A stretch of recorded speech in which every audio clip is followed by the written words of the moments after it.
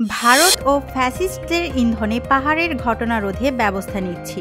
দৈনিক সংবাদ দিগন্ত পত্রিকার সাথে যুক্ত আমি আফসানা আক্তার। রমনায় ঢাকা মহানগর পুলিশের ৫টি থানার প্রশাসনিক ক্যাম্প ব্যারাক ভবন নির্মাণ কাজের উদ্বোধন শেষে সাংবাদিকদের সঙ্গে আলাপকালে স্বরাষ্ট্র উপদেষ্টা lieutenant general of Jahangir Alam Chowdhury পার্বত্য চট্টগ্রাম, বিশেষ করে খাগড়াছড়িতে অস্থিতিশীল পরিস্থিতি নিয়ে মন্তব্য করেছেন। তিনি বলেন, ভারত ও ফ্যাসিস্টদের প্ররোচনায় পাহাড়ে যাতে কোনো ধরনের ঘটনা না ঘটে এজন্য সরকার সর্বাত্মক ব্যবস্থা গ্রহণ করছে। জাহাঙ্গীর আলম চৌধুরী জানান, খাগড়াছড়িতে একটি মহল পরিস্থিতি ঘোলাটে করার চেষ্টা করছে। দেশে সনাতন ধর্মাবলম্বীদের সবচেয়ে বড় ধর্মীয় উৎসব দুর্গাপূজা শান্তিপূর্ণভাবে উদযাপনের জন্য সব ধরনের প্রস্তুতি নেওয়া হয়েছে। তবে কিছু মহল এই উৎসবকে বিঘ্নিত করতে চাচ্ছে।